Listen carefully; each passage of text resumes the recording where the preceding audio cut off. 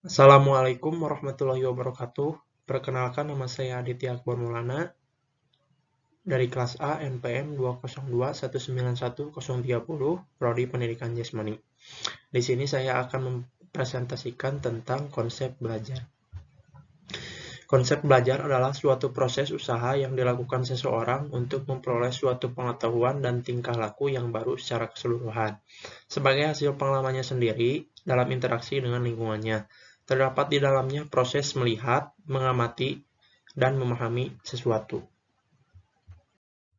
Lanjut, definisi belajar menurut para ahli. Definisi belajar menurut para ahli yaitu satu dari Dimyati dan Mujiono. Belajar merupakan suatu proses internal yang kompleks yang terlibat dalam proses internal tersebut adalah yang meliputi unsur afektif. Dalam matra afektif berkaitan dengan sikap, nilai-nilai, interest, apresiasi, dan penyesuaian perasaan sosial. Yang kedua dari Zamarah dan Zen. Belajar adalah proses perubahan perilaku berkat pengalaman dan latihan. Artinya tujuan kegiatan adalah perubahan tingkah laku baik yang menyangkut pengetahuan, keterampilan, maupun sikap bahkan meliputi segenap aspek organisme atau pribadi. Yang ketiga, Hamalik. Belajar adalah bukan suatu tujuan tetapi proses merupakan proses untuk mencapai tujuan. Belajar adalah modifikasi atau memperteguh kelakuan melalui pengalaman. Yang keempat, dari Hamzah, belajar merupakan suatu proses yang sistematis yang tiap komponennya sangat menentukan keberhasilan anak didik.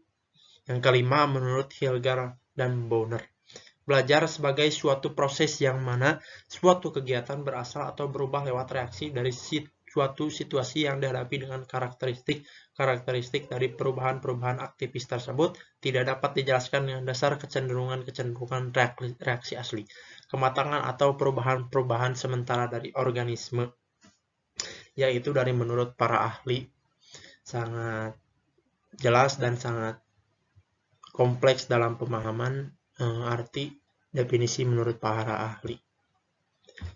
Kita lanjut ke prinsip belajar. Prinsip belajar adalah landasan berpikir, landasan berpijak, dan sumber motivasi agar proses belajar mengajar dapat berjalan dengan baik antara pendidik dengan peserta didik. Prinsip ini dijadikan sebagai dasar dalam upaya pembelajaran, baik bagi siswa maupun bagi guru, dalam upaya mencapai hasil yang diinginkan.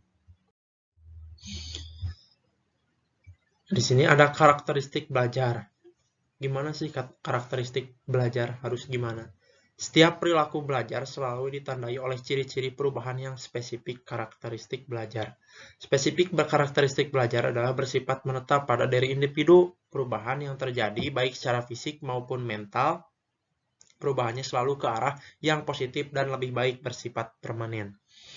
Di antaranya, ciri-ciri perubahan khas yang menjadi karakteristik perilaku belajar yang terpenting adalah 1. Perubahan intensional, 2. Perubahan itu positif dan aktif, dan ketiga, perubahan itu efektif dan fungsional.